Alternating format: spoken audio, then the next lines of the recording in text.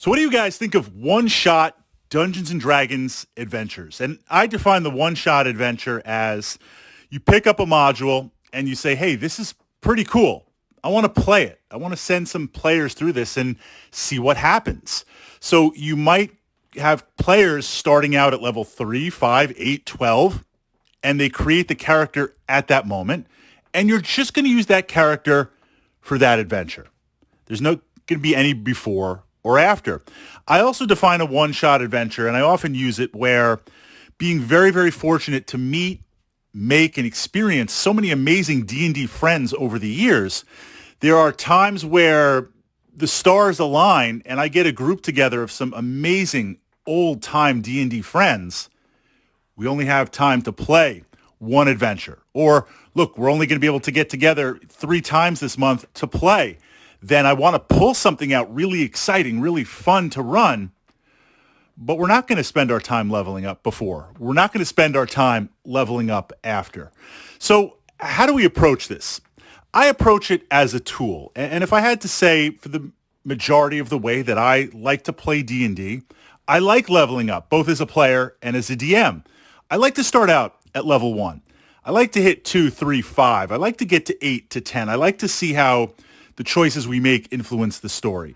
So much of D&D is gaining experience. Now, sometimes we might also start at level 5 and go 6, 7, 8, 10, 15, 20, and beyond. But for the most part, that is the focus of D&D. But there are times where I will run these one-shot adventures. And again, it might be because some of my friends are in and we can play, or sometimes I have an adventure module that looks really, really interesting. And I'd love to run it in this moment, and I might not be able to fit it into my regular campaign, but certainly we can find some players and play it from there.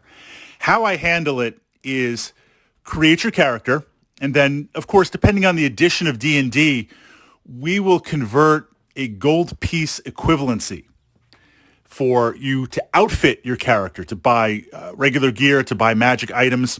And I'm pretty open with this. So like if we're going to play it at X level and you have 30,000 gold pieces to purchase stuff from the player's handbook and Dungeon Master's Guide in terms of magic items, I'm not really worried about overpowered stuff. And I might even encourage that a little bit, simply because it is going to be a one-shot adventure. And if you purchase those magic items to have a crazy combo, I'm not overly worried that now it's part of a campaign or we're continuing onward and like, how am I going to deal with these aspects of your combination?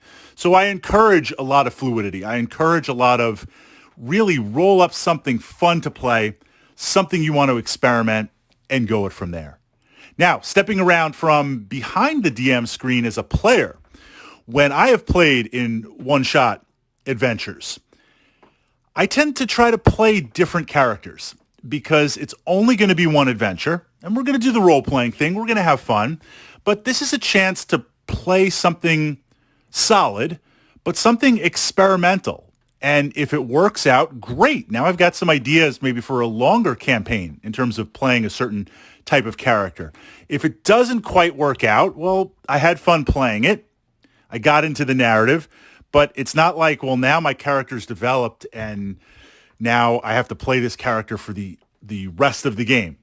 So I tend to be a little bit more open with freedom of what I personally want to play compared to a campaign where I want to map every little level up and I want to figure out where I'm going to go and what I'm going to do.